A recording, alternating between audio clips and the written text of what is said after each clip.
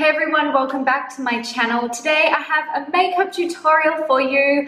I am so excited because I have not done a makeup tutorial in probably, I reckon it's been about a month, and I usually do natural looks. So I did a smoky metallic sort of eye for you. And today I have chosen to use the Lolo Smoke and Mirrors eyeshadow palette. So I focused more on the eye tutorial part of this look. I will leave links down below for everything that I have on my face right now, but I really wanted to focus on how I would like to use these eyeshadows to achieve this look. So it's very much just an eyeshadow tutorial. So if you would like to see how I achieved it, then please keep watching. So I've got to be honest, I literally just grabbed this palette and I have no idea what I'm going to create with it, but I thought I would just share it with you while I have a play around with it. So this is the Lolo Smoke and Mirrors eyeshadow palette. It's got some beautiful metallic shades, some cool toned sort of neutral colors, and then some light colors as well. So it's a really good versatile palette. Before I dive into the eyeshadow palette, I'm taking some primer. This is the Lolo eye primer. This has got a sort of neutral color and then a yellow based color. The yellow is really good for cancelling out like veins or any discoloration on your lid area. But if you do have fairly normal sort of lids, you can use either color, it doesn't really matter. I like to just use my finger to go in with this. And it's really, really nice and creamy. And you only need a small amount because it does spread out quite a lot. And then I like to take a brush and just push it up sort of towards my brows and make sure that it's faded out up there. So I will start out with this lightest color here. This is Reflection. I'm using that same brush, and this is kind of going to set the eye primer and create a little bit more of a base for us to blend some of those darker colors. So I'm just going to pat that, starting, you want the most product with the lightest color when you're doing a smoky sort of eye. Blend it down from the brow bone so that you get that nice transition from light to dark. Now I'm going in with this neutral brown color here. I think this is called Myth. And I'm just going to start lightly blending this just in and above the crease as a light transition shade. And I think I'm going to do a little bit more of a round sort of eyeshadow look today. I usually do a lot of smoking out that way, but I think I don't know, we'll see what happens. Things can change very quickly. I feel like it's been forever since I've spoken to you guys. I would love to hear how you're going, if there's any new products that you're loving at the moment. Now I'm going in with a finer sort of crease brush, and I'm taking this gray color here. This is Silhouette, and I'm going to start building this up in my crease. I'm kind of going to round out my eye, so sort of bring it back down into this outer V here rather than smoking it out.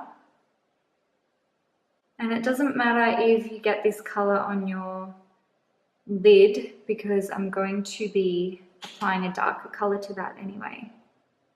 And as I'm blending that color, I'm just going back in with a tiny bit of that first brown that we used just above the crease and just blending that together to make sure we keep that transition shade in there. You want to make sure you have a really nice gradient from light to dark. Sometimes the colors can kind of overtake one another, so it's good to go back in. Now that I'm happy with those first two colors and how they've blended, I'm going in with this matte sort of black color, which is Intrigue. And I'm using the same brush, but the important thing to remember, the darker the color, the more you want to really like strategically place where you want this color. With the transition shades and the lighter shades, it's easier to blend them out. but I would recommend just taking it easy with darker colors, particularly black colors. So what I'm going to do is basically I want to deepen up the socket sort of area. So I'm going to just make sure that that's pushed in where I want it. And once most of the color is where I want it, then you can sort of start blending. If you go in and just start doing this, it's going to go everywhere and it's really hard to take away black eyeshadow. For my lid, I'm going in with this shade here, which is called Hocus Pocus, and this is kind of like a metallic gray, but it almost has a tinge of green or emerald in it. It's hard to explain, but I will put it on and we'll see how it looks on the lid. Ooh, pretty. So I'm just putting this on the lid and I've just got to be careful not to take it too far up, so we don't want it to show above the crease. The crease. That sounded so intense. The crease. And it's really tricky as well. If you have hooded eyes or deep set eyes, sometimes shadow can disappear when you're looking straight ahead or you open your eyes. But when you lean back, you can see your shadow details. So if you do have hooded eyes or deep set sockets, it's a really good idea to do this type of eyeshadow look with your eyes open so that you can see how the eyeshadow will look when your eyes are open, not when they're closed. Because when they're closed, you can see a lot more detail. When you open, a lot of the work sort of disappears into the socket. The color payoff on this is quite good. Sometimes with natural eyeshadows, depending on the brand and the color of the shadow, I find applying with your finger gives a better color payoff, or sometimes wetting the brush, but this is beautiful as it is.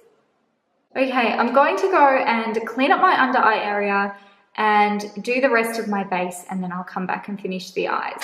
So I just did my base and I kept it really light and fairly neutral. I didn't want to go too crazy because we've got a lot going on the eyes.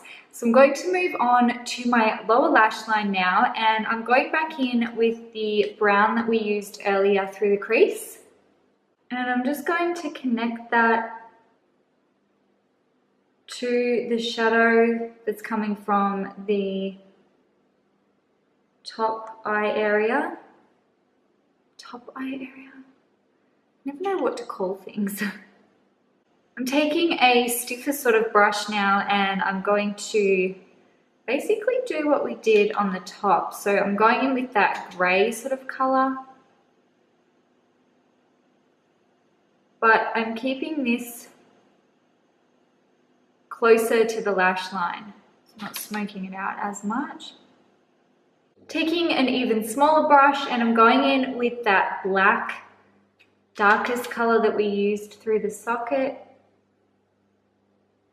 And I'm just going on the outer sort of area with this. Now I'm going back in with that brown and a fluffy brush, and I'm going to blend all of those colours together and just smoke them out a little bit more. I've just wet an eyeliner. I've just wet an eyeliner brush and I'm going to go in with this darkest sort of shimmer color here. This is called Deception, so it's got a slight shimmer to it, but it's really dark. It's actually probably darker than the black sort of color I used earlier. And I'm going to use this as an eyeliner, but I don't really want to create like a wing or anything. I don't know, I have this thing when I do dark makeup looks on my eyes, I don't usually do winged liner and I don't usually do lashes because the lashes take away from all that hard work that you've done with the eyeshadow, and the winged liner kind of gets lost in the dark shadows anyway. So that's just my thoughts anyway. For lashes, I thought it was only fitting that I use the Lolo mascara. This is a fantastic mascara. It has amazing reviews Any site that you go on, most of the reviews will say this is incredible. It is a little bit light on, like for this dramatic look, but I'll see if I can build it up. One way to get thicker lashes is to go in from the top as well. You've just got to be careful that you don't get it on your lid. For the lips, I think I'm going to use this. This is just a pastel neutral sort of pink. This is by Lavera, but I'm just going to dab it on with my finger so I get a really light, natural coat of it. Oh, I actually forgot to do something. I think I want to use one of these lighter colors to highlight my inner corner. And now that I've used that Lavera, I think I'm going to go in with this pink one here. Oh, I really like this combination. These are not usually my kind of colors, I've got to say. Like cool tone is not usually up my alley. I love warm toned shadows, but I'm really loving this this pink and greeny sort of metallic combination. This will look amazing on people with green eyes as well. Oh yes, I like this look. You know when you just have no idea how something's going to turn out? Sometimes I think you're better off just doing things randomly than sometimes if you plan things and you have this idea in your head of how you want something to look and then it doesn't work out and you just get so shitty about it. Well, I do anyway. I'm like, that's not what I had in my mind.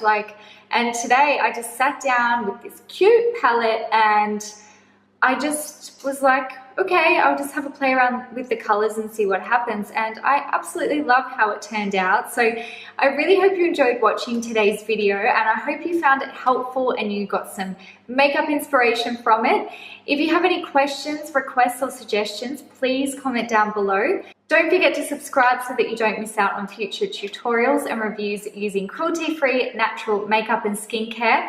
Thank you so much for watching all the way to the end. I hope you have an amazing week and I will see you guys soon.